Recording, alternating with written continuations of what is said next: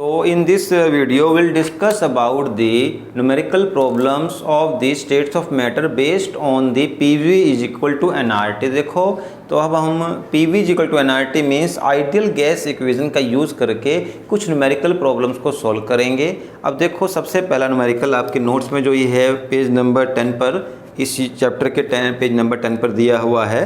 See here notes, देखो आप notes open कर सकते हो इसको देखते हुए। एट 25 डिग्री सेल्सियस देखो टेम्परेचर दिया हुआ है, कितना टेम्परेचर दिया हुआ है 25 डिग्री सेल्सियस। एंड देखो आपको करना क्या है, जो सेल्सियस है ये हमारी एसआई यूनिट नहीं है तो इसे हमें कन्वर्ट करना पड़ेगा केल्विन में। इट मीन्स टेम्परेचर कितना हो गया, इसमें आप 273 ऐड करोगे तो टेम्परेचर विल बी 298 केल्विन, ये टेम्परेचर है। At 25 degree Celsius temperature and 760 millimetre mercury of pressure, देखो कितना प्रेशर आ गया है 760 millimetre of mercury. And you know देखो हम लास्ट में कर चुके थे, लास्ट वीडियो में 760 मिलीमीटर ऑफ मर्करी का मतलब 1 एटमॉस्फेयर भी होता है, बट हमें चेंज करना है या नहीं करना है वो डिपेंड करेगा आगे न्यूमेरिकल के ऊपर। देखते हैं आगे। Gas occupies 60 ml of volume, तो कितना वॉल्यूम गैस ने ऑक्यूपाई किया हुआ है 600 ml। इसने ये कहा है कि कोई गैस है, अगर टेम्परेचर 298 केल्विन है और अगर हमने नॉर्मल 1 एटमॉस्फेरिक प्रेशर या 760 मिलीमीटर प्रेशर लगाया हुआ है तो उसने इतना वॉल्यूम को ऑक्यूपाई किया है। Now what will be its pressure at a height where temperature, अब कह रहा है कि बताओ कितना होगा इसका प्रेशर, यानी कि हमें निकालना क्या है यहाँ पर दोबारा से इसी गैस का प्रेशर निकालना है। वो कब, अगर टेम्परेचर हो जाए 10 डिग्री सेल्सियस, यानी कि टेम्परेचर जो है वो 10 degree Celsius. And 10 degree means 10 degree Celsius का मतलब कितने केल्विन हो गया 283 केल्विन। कि अगर टेम्परेचर 283 केल्विन है तो बताओ कितना प्रेशर होगा अगर वॉल्यूम जो है गैस का वो 640 मिलीमीटर है, 640 मिलीलीटर, ठीक 640 ml वॉल्यूम है। तो बताओ, अब देखो जरा ध्यान देना ऐसे क्वेश्चंस कैसे सोल्व करेंगे। फर्स्ट ऑफ ऑल जब भी ऐसे टाइप के क्वेश्चन आपको आए कैसे करने होते हैं कि एक ही गैस थी, गैस एक ही है, दो अलग अलग गैसेज नहीं है, इस कंडीशन में ये है और इस कंडीशन में ये है। मीन्स जब आपके पास टेम्परेचर ये था, ये और प्रेशर और वॉल्यूम था और तब इतना वॉल्यूम हुआ है। अगर आपके पास इतना टेम्परेचर है, इतना वॉल्यूम है तो कितना प्रेशर होगा। तो हमें इस जगह पर क्या करना होता है, ये मानना होता है कि ये कंडीशन 1 है, P1 V1 V1 T1 P1 V1, तो इसका मतलब तो ये क्या हो जाएगा T2, ये क्या हो जाएगा P2, ये क्या हो जाएगा V2। नाउ अब जरा देखो मैं कैसे सोल्व करने वाला हूँ इसको।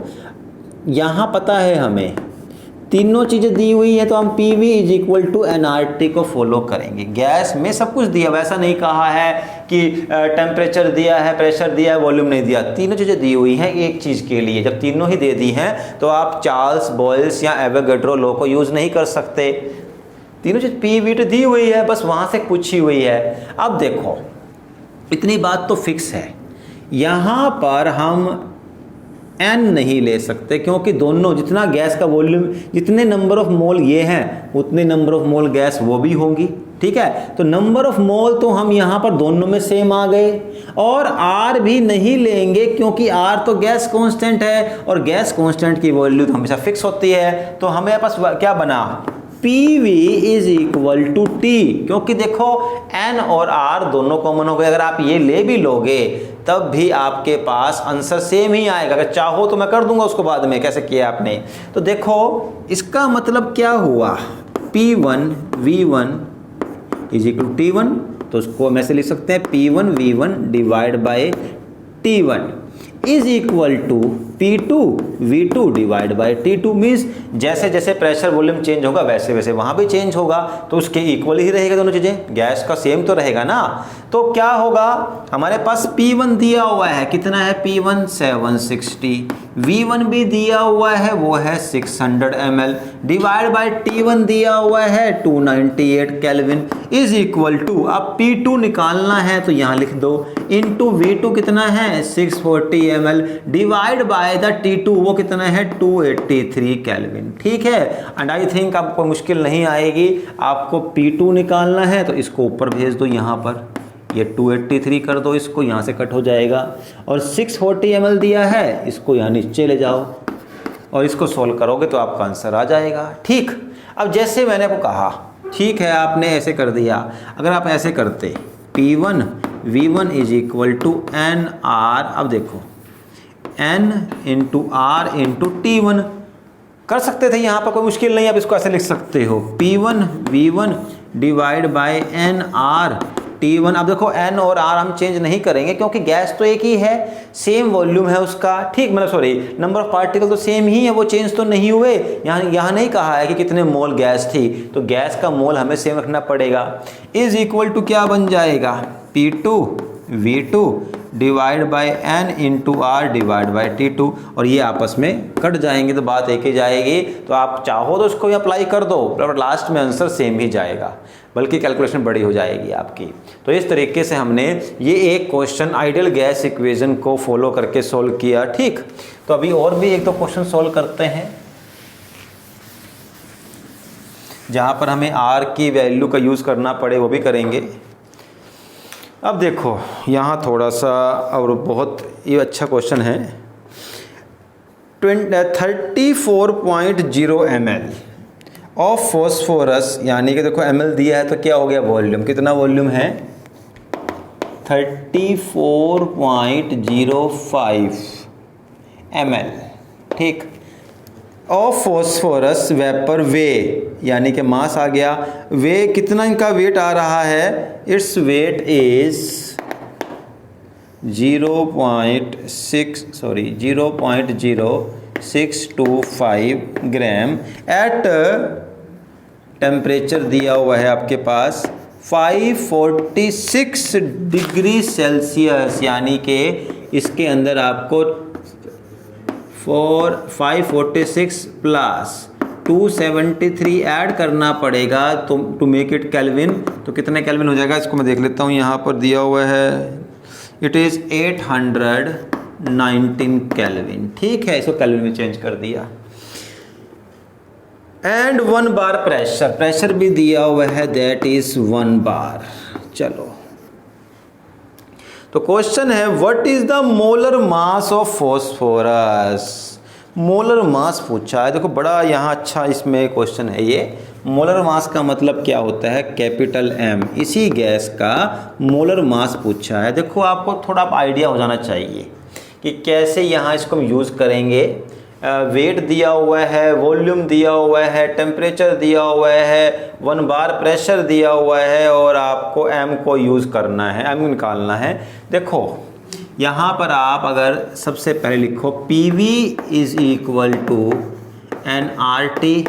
अब नंबर ऑफ मोल तो नहीं दिए हुए हैं, बट हम नंबर ऑफ मोल निकाल सकते हैं क्या, नहीं निकलेगा क्योंकि गिवन मास बाय मोलर मास तो नहीं दिया हुआ है। तो आप इसको एक्सपेंड करो, PV is equal to N का मतलब given mass by molar mass into RT।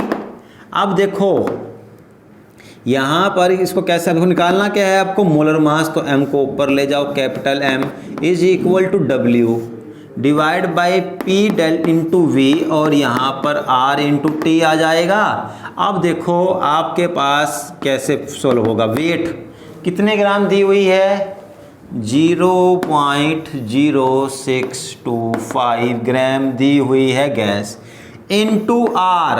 अब देखो प्रेशर किस में दिया हुआ है, बार में, तो आप अब देखो अब आपको काम आएगा वो जिस करवाया था मैंने लास्ट वीडियो में। जब यहाँ पर प्रेशर बार में दिया है तो R की यूनिट भी आपको बार में ही लगानी पड़ेगी, और वो कितनी थी, दैट वाज 0.0831, और वो क्या था, बार लीटर पर मोल पर केल्विन, लीटर। अब अगर वहाँ लीटर था और आपको क्या दिया हुआ है वॉल्यूम यहाँ पर ml में, तो आप देखो अगर आपके पास गैस कांस्टेंट लीटर में दिया हुआ है तो बाकी चीज़ आप कैसे ले सकते हो ml में, आपको इसको भी लीटर में कन्वर्ट करना पड़ेगा। तो ml को लीटर में कन्वर्ट करने के लिए 10⁻³ लगा दो, ठीक है ना। 1000 ml is equal to 1 litre, तो मैंने 10⁻³ लगा दिया तो लीटर में कन्वर्ट कर दिया।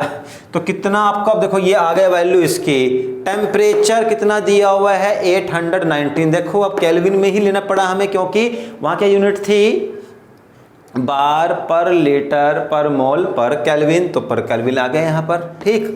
प्रेशर कितना दिया हुआ है 1 बार, और इसके बाद आपको वॉल्यूम कितना है 34.05 इंटू 10⁻³ लीटर। अब देखो अगर आपको ये नहीं आता होता कि आर का कैसे यूज़ करना है और आर का यूज़ करके बाकी चीज़ों कैसे कोऑर्डिनेट करना है, तो इस क्वेश्चन में सब कुछ आते हुए भी आपकी यहाँ से प्रॉब्लम हो जाती, ठीक है। तो इस तरीके से हमने यहाँ पर सोल्व किया। अब देखो इसकी जो कैलकुलेशंस है दैट इज़ योर पार्ट, वो आपको करना है। जो भी इसका आंसर आएगा लिखा हुआ है नोट्स में, आप देख सकते हो, ठीक है। तो और ये जो आपके पास ये पोर्शन है जहाँ पर आपको कैलकुलेशन करनी होती है, अगर आपको इसमें प्रॉब्लम है तो only and only practice can improve you. आपको मोर एंड मोर प्रैक्टिस करनी पड़ेगी इसके रिगार्डिंग। और इसके बाद मैं एक और न्यूमेरिकल ले लेता हूँ, फिर आप बाकी न्यूमेरिकल देखो खुद सॉल्व कर लेना। और न्यूमेरिकल आई थिंक दिया भी है, दिया हुआ, ठीक है। एक लास्ट न्यूमेरिकल दिया हुआ, देखो 3 ही न्यूमेरिकल दिए हुए हैं। कैलकुलेट द टोटल प्रेशर, आपको टोटल प्रेशर निकालना है। Calculate the total pressure in a mixture of 8 gram of dioxygen. आपको O2, डाइऑक्सीजन मीन्स O2, वो दी हुई है 8 ग्राम, एंड 4 ग्राम ऑफ डाईहाइड्रोजन, और H2 दिया हुआ है 4 ग्राम, ठीक। Confined in a vessel of 1 decimetre cube, यानी कि वॉल्यूम दोनों एक ही, देखो इसने क्या कहा है, कन्फाइंड इन ए मीन्स दोनों एक ही चैम्बर में हैं, दोनों एक चैम्बर में हैं, और इस चैम्बर का जो वॉल्यूम है वो है 1 डेसीमीटर क्यूब, और 1 डेसीमीटर क्यूब को हम 1 लीटर भी बोल देते हैं। बात एक ही है, 1 लीटर बोल दो या 1 डेसीमीटर क्यूब, बात एक ही होगी, ठीक। क्योंकि 1 सेंटीमीटर क्यूब होता है 1 ml, 1 centimetre cube is 1 ml, तो 1 decimetre cube is equal to 1 litre. at means yes, in a vessel of 1 decimeter cube at temperature 27 degree Celsius. तो टेम्परेचर दोनों का देखो सेम है, टेम्परेचर में फ़र्क नहीं आएगा। टेम्परेचर है 20, क्योंकि टेम्परेचर एक यहाँ का इस पूरे वेसल का है 27 डिग्री सेल्सियस, का मतलब हो जाएगा 300 केल्विन, ठीक है। यहाँ पर H2 गैस भी है, O2 गैस भी है। O2 गैस जो वो दी हुई है 8 ग्राम, और H2 गैस दी हुई है 4 ग्राम, ठीक।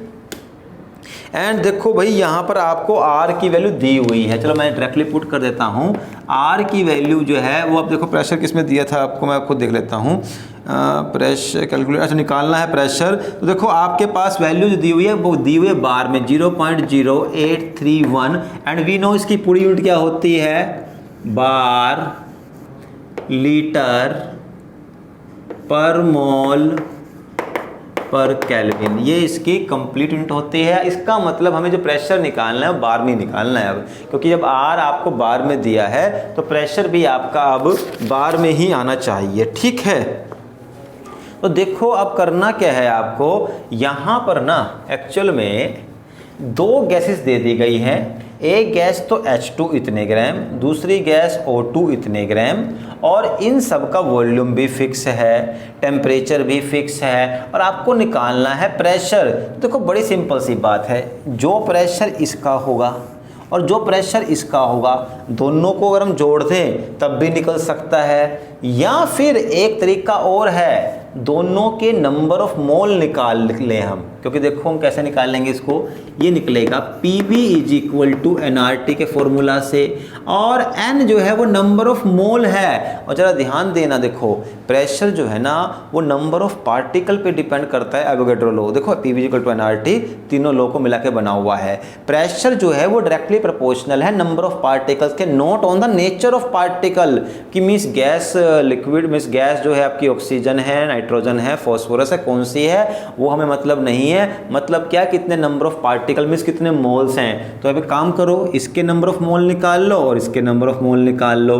तो अब इसके number of mole divide by, देखो what is the molar mass of O2 32, and H2 कितना दिया हुआ है 4, कितने नंबर ऑफ मोल 2 से डिवाइड करो 2 मोल, तो 2 मोल इसके आ गए और ये 1/4 है तो ये 0.25। आपके पास n की वैल्यू कितनी आ गई है 2.25। देखो कैसे, H2 दिया है 4 ग्राम, H2 का मोलर मास 2 है तो नंबर ऑफ मोल 2 आ गए। O2 दिया हुआ है 8 ग्राम और O2 का होता है मोलर मास 32, तो number of mole is given mass by molar मास 0.25 मोल आ गए कुल मिला करके। तो इसका मतलब 2.25 कितने मोल्स आ गए टोटल मोल्स, इसके और इसके मोल मिलाकर आए 2.25, and PV is equal to nRT। तो देखो अब निकालना क्या है, प्रेशर कितने नंबर ऑफ मोल हैं 2.25, R की वैल्यू कितनी है 0.0831, और टेम्परेचर कितना है, temperature is 300 kelvin, divide by volume, कितना वॉल्यूम आपके पास दिया हुआ है यहाँ पर 1 डेसीमीटर क्यूब, तो बस लीटर ही दिया हुआ है तो नीचे लीटर लिखेंगे, 1 आएगा क्योंकि एन यहाँ भी यहाँ पहुँच जाएगा। इसको आप सोल्व कर दोगे तो आपके पास टोटल प्रेशर आ जाएगा। ठीक है, तो इस तरीके से हमने यहाँ पर ये तीनों क्वेश्चंस जो आपके नोट्स में दिए थे न्यूमेरिकल बेसिस वो सोल्व कर दिए हैं। इसके अलावा कुछ और भी क्वेश्चंस होंगे, if you want to you can solve them. अगर आपको कोई प्रॉब्लम आती है then you can contact me regarding this doubts. Okay, thank you for me.